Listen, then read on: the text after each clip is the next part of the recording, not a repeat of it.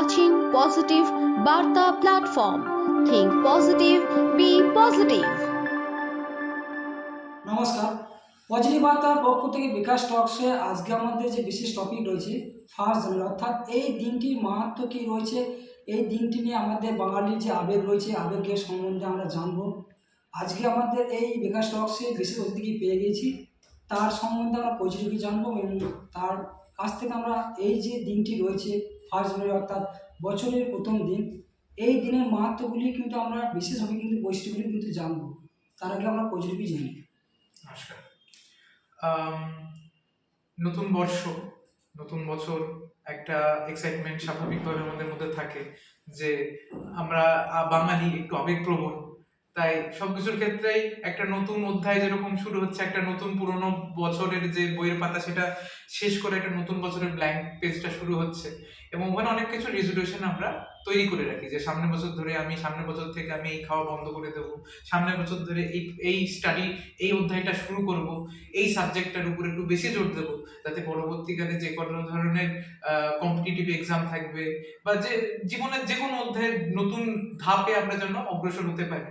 So আমার মনে হয় যে নতুন বছরের যে নতুন প্রথম তারিখ যেটা 1 জানুয়ারি, সেটাই তার প্রথম একদম সেখান থেকে তার সূত্রপাতটা হয়। সো আমি সেখান থেকে কোনো ব্যতিক্রম নয়। আমি নতুন বছরের জন্য, নতুন দিনের জন্য খুবই ভাবে এক্সাইটেড হয়ে আছি এবং 25শে ডিসেম্বর থেকে পরপর প্রচুর পিকনিক করেছি বন্ধু বান্ধবদের সঙ্গে, তার জন্য ওজনও বেড়ে গেছে।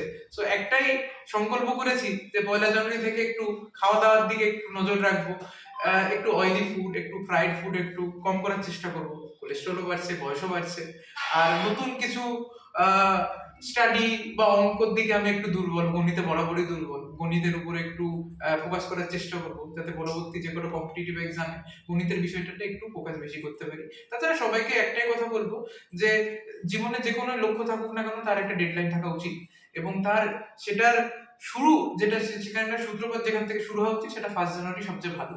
তো সবাইকেই একটু এই কথাই বলবো যে সংকল্প নাও।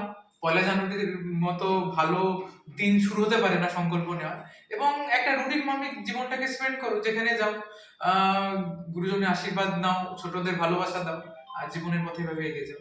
এই বলে আমি আমার বক্তব্য শেষ করবো। Thank you. স্টকসে বিষয়টির কাছে জানতে পারলাম যে 2025 সাল ইতিমধ্যেই শেষ হয়েছে এবং নতুন বছর শুরু হয়েছে 1 জানুয়ারি 2026-এ। প্রতিটি মানুষের ক্ষেত্রে আমরা যে প্রতিটি যে বছর, অর্থাৎ ব্যাকের যে দিনগুলি থাকে সেখানে বিভিন্ন কাজকর্ম, বিভিন্ন অধ্যায়ন যে থাকে, ভুল ত্রুটি থাকে, সেগুলোকে পরিবর্তন করে আবার নতুন বছরে কিন্তু আমরা আবার জীবনে একটা চলার পথ শুরু করে থাকি। সেখানে আমাদের কিছু ভুল ত্রুটি থাকে, তার মধ্যে আরও বিভিন্ন পরিবর্তনগুলো আনতে পারি, সেটা এক করে কিন্তু আমরা তার পরবর্তী জীবনে চলার পথে আমরা নির্দিষ্ট করতে পারি। আজকে এই বিকাশ টক্সে এটাই বলে আমরা সমাপ্ত করব। ধন্যবাদ। নমস্কার।